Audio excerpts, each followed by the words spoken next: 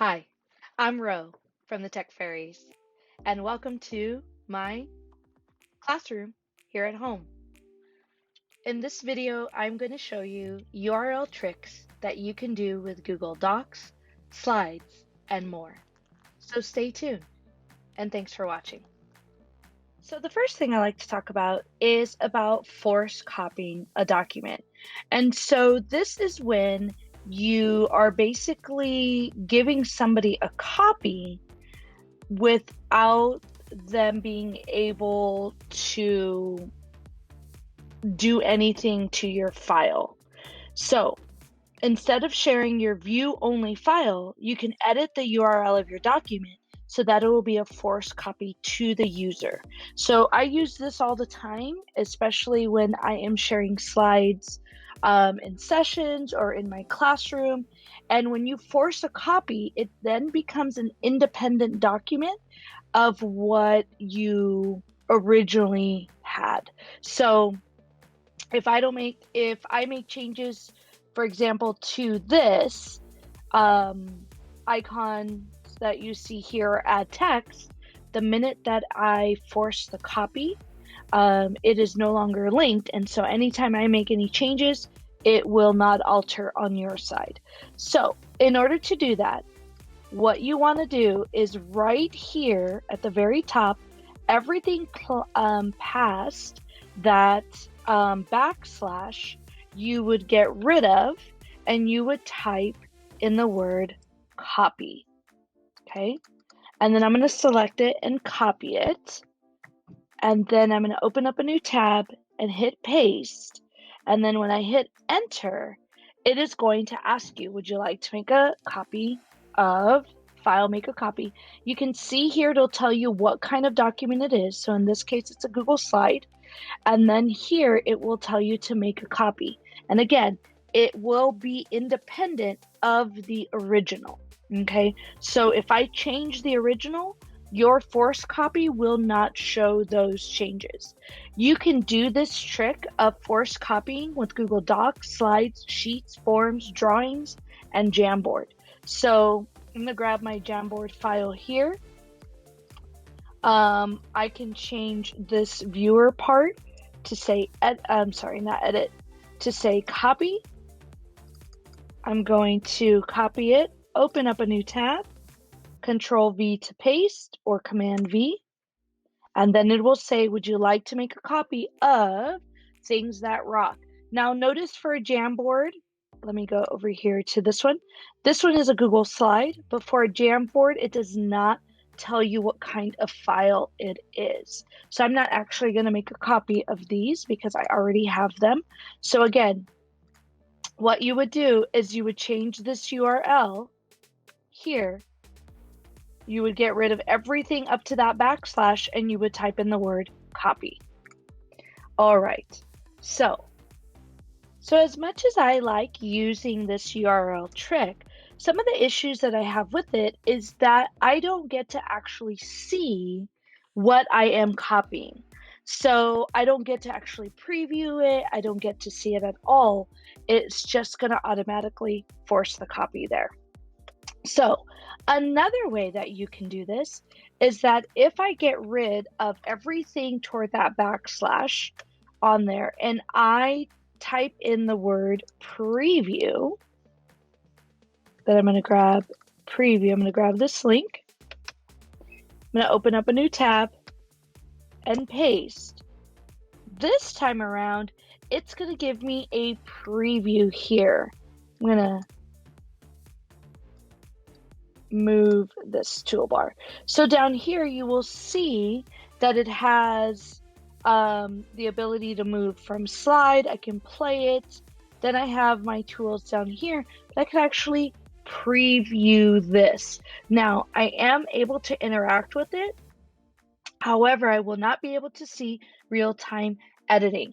Once this is refreshed or opened again, a new recent version will be shown.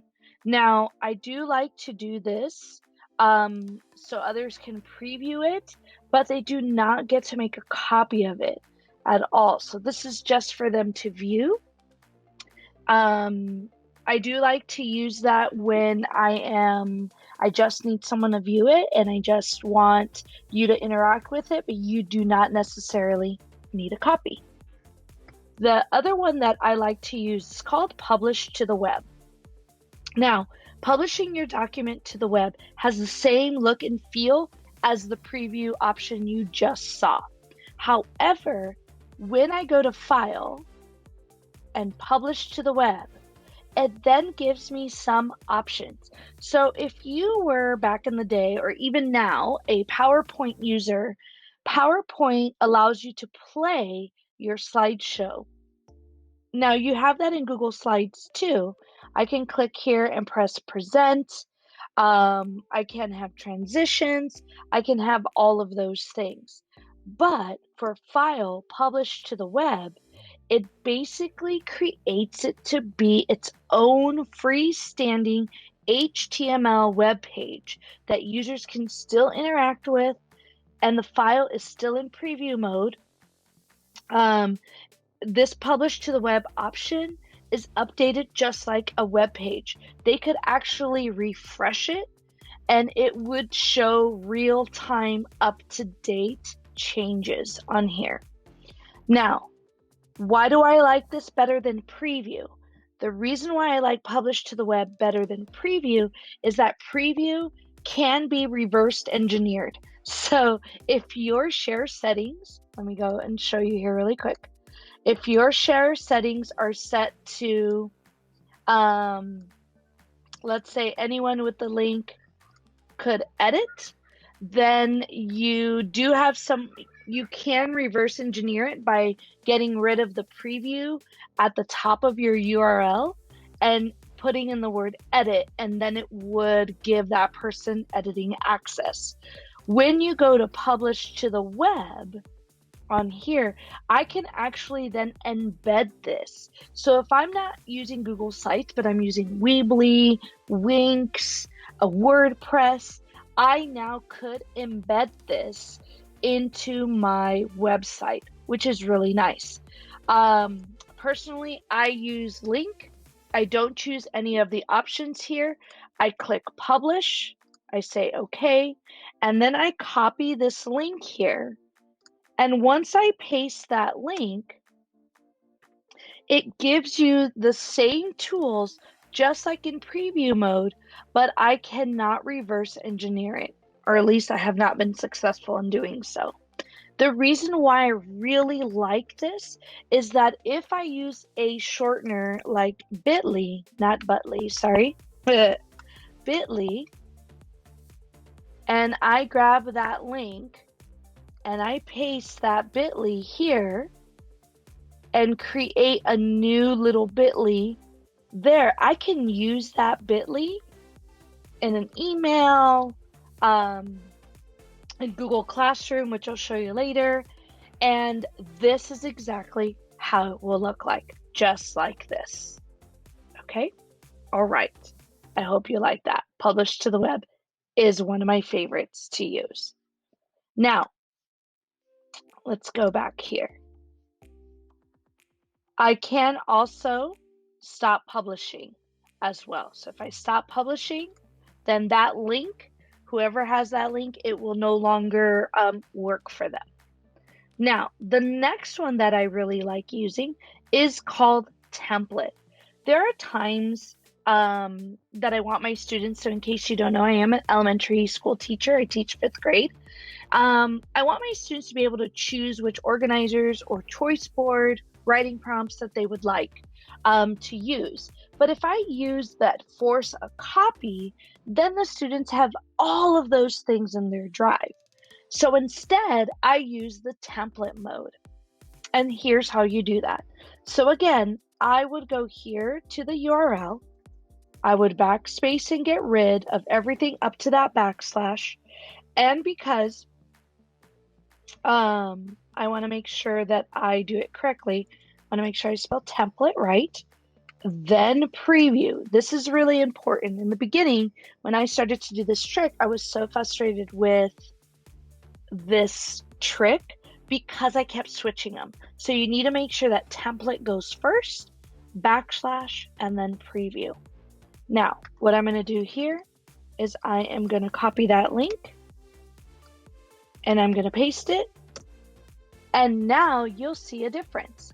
That right up here in the top right-hand corner is now a blue button that says use template.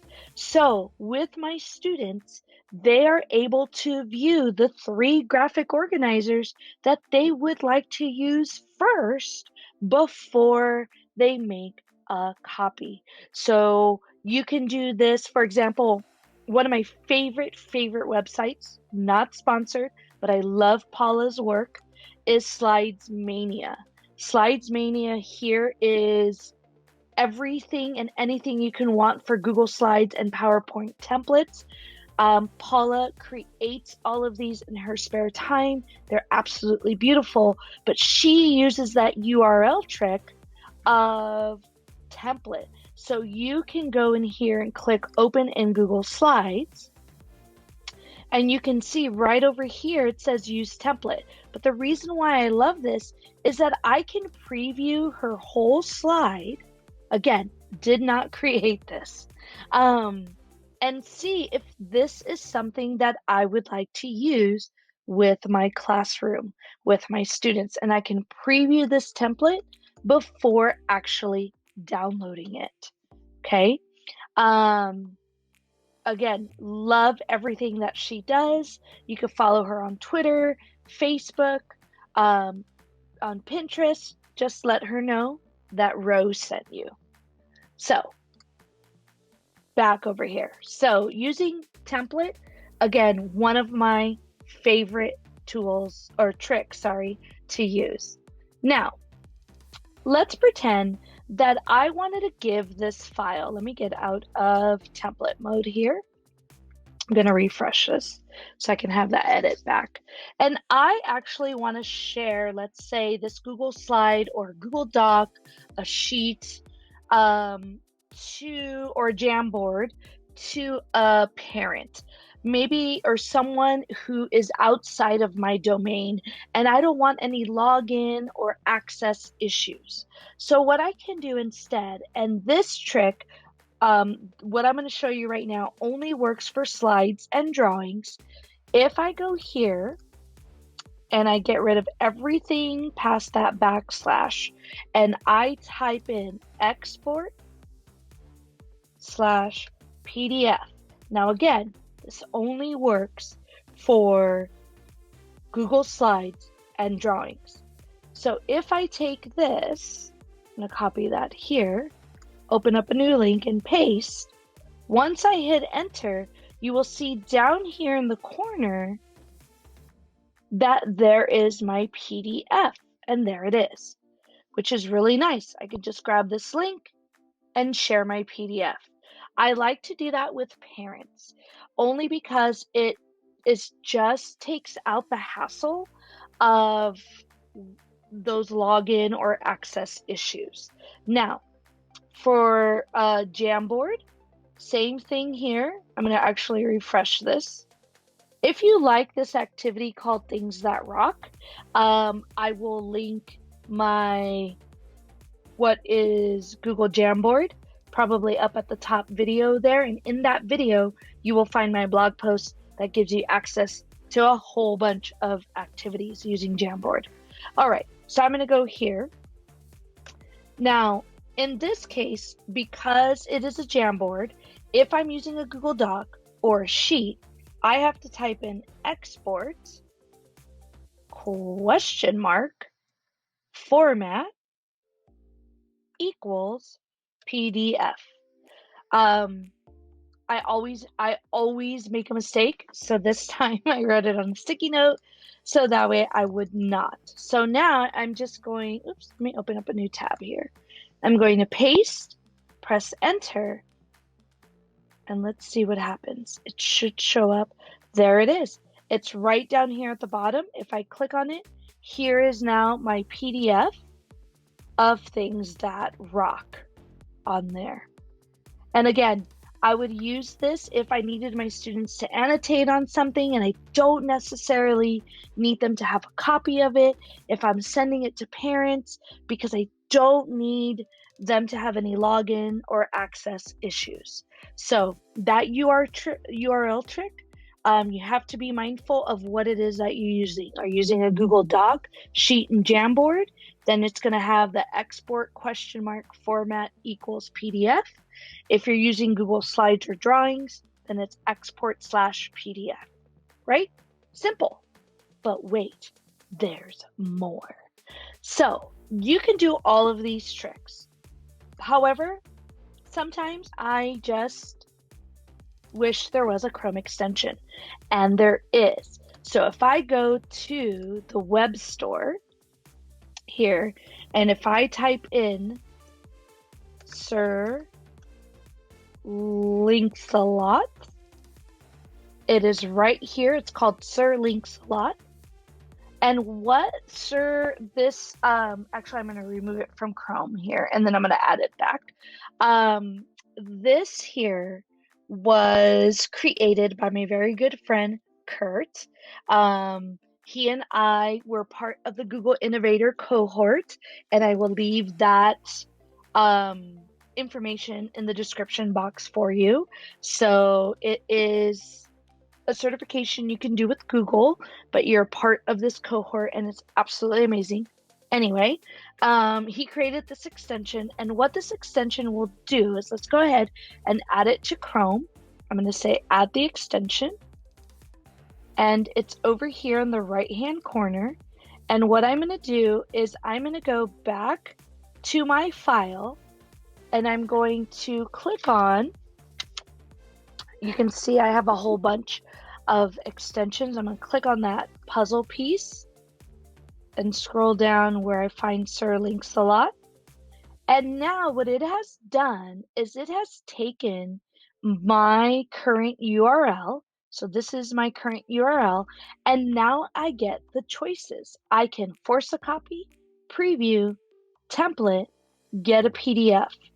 And once I choose one of those, maybe I want to force copy, I can then choose, do I want to copy the link to the clipboard? Do I want to copy shortener link to clipboard, or open the link in a new tab? Now, if you are using this for Google Classroom, no matter which one you choose, force copy, preview, template, PDF, Google Classroom, when you go to add it in, let me go to Google Classroom here, it will automatically change it, and it will revert it back to its original document, which is a pain. So here's my workaround. If I go here and I click on Sir Links-a-Lot, which I should have pinned, and now I can't find it, there it is. I'm going to pin it. And I click on it and I say, you know what? I want my students to have a template. So I select template, but then I want to copy shortener link to the clipboard. Okay. So it should have been copied to my clipboard. I'm going to go here to Google Classroom. I'm going to create an assignment. I'm going to say demo URL tricks template. Click on add. And this time I'm going to select link and paste that bit.ly. So notice that when I was here in my Sir Links-a-Lot and I chose template, copy shortener, it automatically changed it into a bit.ly for me. There's my bit.ly. Add the link. Let's try it again. It said forbidden, but let's try it one more time. Should work. I do it all the time. And then I'm going to hit assign. When I go and click on it, it has given me the template preview. If I don't do that and I just grab, let's go back to my Sir Links-a-Lot template, and I just say copy the link, and I go here to create my assignment, and this is just copy link, and I just put in the link itself. Click on Add Link. Yes, I know, thank you. Click Assign. Here's the difference. So this one, when you just copy the link and you click on it, it reverts it back to its original file. But with the demo one where you get your bit.ly and you click on it, it will give you the template. I know, it's just something we have to deal with. But I hope this was helpful for you. In fact, if you visit my website, you will see that I have a blog post that will walk you through all of this. And if you're curious about Google Jamboard, I will link the video up in the top right-hand corner. And we'll talk soon. Thanks for watching. Bye.